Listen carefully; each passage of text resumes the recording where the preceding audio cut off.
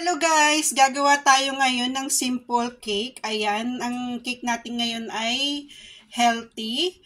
Ito ang ating mga 4 na ingredient lang guys. Sugar, yogurt, egg, saka cornstarch.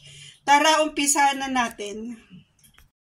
Ayan guys, lalagay lang natin, combine lang natin lahat ng ating ingredient. Unahin natin tong yogurt. Ayan. 500 grams ang ginamit kong yogurt dito. Any plain yogurt, any brand. Ayan. Ito ang aking ginamit kasi ito yung available na yogurt dito sa amin. Ayan siya. Ayan siya. Hahaluin lang natin guys. Ayan, hanggang mag-ano siya. Form siya ng talagang halo lahat.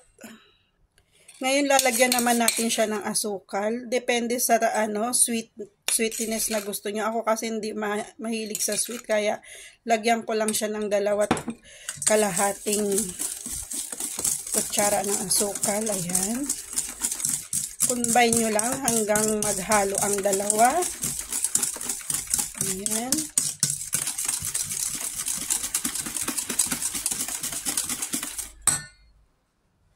Yan siya. Tapos, lalagay natin yung 4 na egg.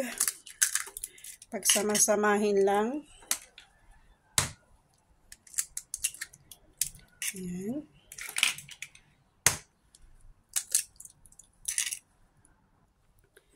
Yan siya. Tapos, haluin nyo na naman hanggang mag-combine yung egg sa ating yogurt saka sugar. Ayan. Halo-halo lang. Yan yung texture niya. Tapos, lagay natin ang ating cornstarch. Paunti-unti. Para maghalo talaga lahat.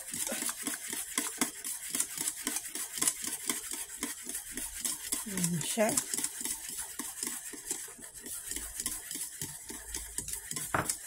Haluin natin ng maigi.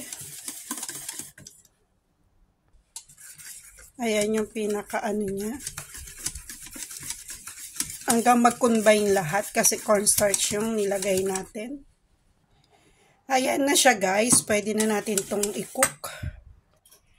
Gagamit tayo ng baking pan. Ayan, ito yung ginamit ko. Tapos nilagyan ko siya ng baking paper. Para kapag naluto siya, hindi na siya didikit sa baking pan. Ayan. Kailangan din natin siyang salain para smooth talaga yung texture niya. Ayan. Tatry lang natin to guys kasi hindi ko pa rin naman natatry iluto to. Pero nakita ko sa maraming nasasarapan. Ayan siya. Ayan, ang purpose ng pagsala natin para walang buo-buo. Ayan, kung nakikita nyo, mayroon mga buo-buo talaga. Saka para smooth siya pag naluto. Ayan na siya guys. Iaano natin para yung mga bubbles niya mawala.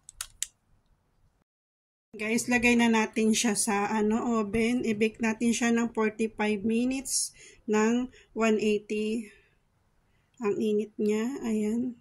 Start na natin. Hintayin natin mamaya guys. Balikan natin siya. Check natin guys kung luto na siya. Wow! Ano siya, umalsa. Ayan siya guys. Parang fluffy talaga siya. Palamigin natin siya guys. Tignan natin kung anong taste niya mamaya. Ayan na po siya guys. Kakainin na natin. Hatiin na natin siya. Ayan yung itsura niya guys. Hinati ko na. Ayan, niya. Smooth niya. Kung nakikita nyo. Ayan, ayan.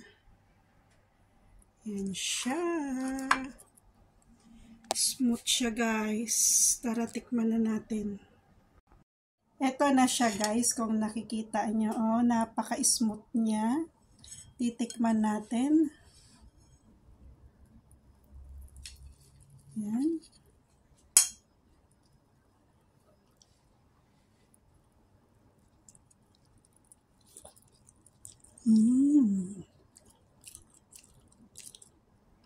Sarap niya guys, hindi siya matamis. Hindi rin siya matabang, tama lang.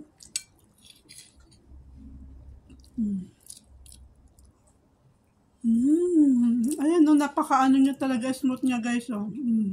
Fluffy pa siya. Nakikita nyo, fluffy siya talaga guys. Ayan, try nyo rin to guys. 4 na ingredient lang ang need niya para makagawa ka ng ganito.